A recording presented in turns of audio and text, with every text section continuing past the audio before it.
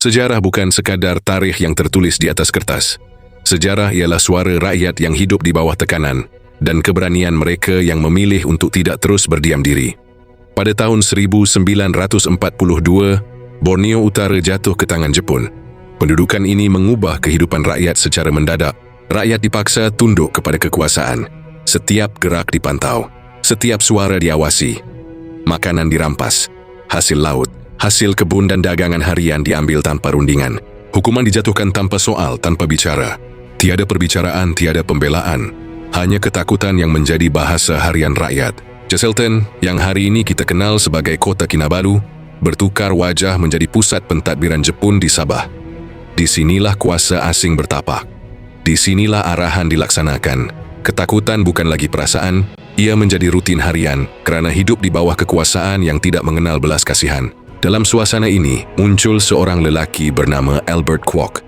Albert Kwok ialah tokoh utama dalam peristiwa yang dikenali sebagai pemberontakan Jesselton pada tahun 1943.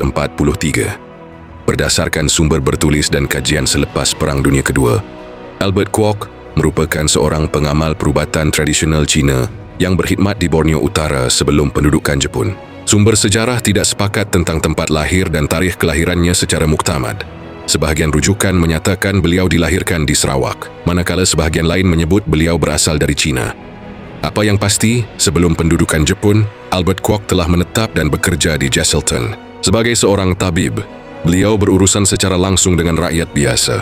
Disitulah beliau melihat penderitaan dari dekat rakyat yang hidup di bawah tekanan penjajahan. Apabila pendudukan Jepun semakin menekan, Albert Kwok mula berhubung dengan pemimpin masyarakat tempatan daripada pelbagai latar dan daerah. Daripada jaringan inilah, lahir satu gerakan penentangan rakyat yang kemudian dikenali sebagai Gerila Kinabalu. Gerila Kinabalu tidak terdiri daripada tentera terlatih. Ia dianggotai oleh rakyat biasa daripada pelbagai kaum dan komuniti, termasuk masyarakat Cina, kadazan dusun, murut, serta masyarakat pesisir seperti Bajau, Suluk dan Tidong. Gerakan ini turut melibatkan beberapa tokoh tempatan yang disebut dalam pelbagai sumber bertulis dan kajian sejarah. Antaranya Charles Peter, Hiu Sin Yong, Kong Se Fui, dan Jules Stevens. Selain itu, beberapa sumber lisan dan penulisan komuniti turut menyebut penglibatan pemimpin masyarakat tempatan seperti Imam Marjukim, Haji Aliasan dan Haji Syakim. Namun begitu, perincian peranan setiap individu berbeza mengikut sumber dan tidak semuanya direkodkan secara rasmi. Apa yang jelas, Gerila Kinabalu bukan digerakkan oleh seorang individu sahaja, tetapi merupakan gabungan usaha rakyat daripada pelbagai latar yang berkongsi pengalaman hidup di bawah pendudukan Jepun. Pada 9 Oktober 1943, Gerila Kinabalu melancarkan serangan terhadap beberapa sasaran Jepun di sekitar Jesselton dan kawasan berhampiran. Sumber sejarah berbeza pendapat tentang jumlah korban di pihak Jepun. Namun para sejarawan sepakat bahawa peristiwa ini merupakan penentangan terbuka terbesar terhadap pendudukan Jepun di Borneo Utara. Selepas serangan tersebut, pihak Jepun melancarkan tindakan balas yang keras terhadap orang awam. Ancaman pembunuhan besar-besaran digunakan bagi memaksa kumpulan Gerila Kinabalu menyerah diri. Bagi mengelakkan pertumpahan darah orang awam, Albert Kwok akhirnya menyerah diri kepada pihak Jepun pada 19 Disember tahun 1943.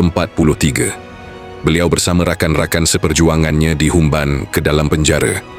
Dan pada 21 Januari tahun 1944, mereka telah dijatuhkan hukuman mati. Hari ini nama Albert Kwok dan anggota Gerila Kinabalu diperingati di Memorial Petagas sebagai simbol keberanian rakyat Sabah yang bangkit menentang penjajahan.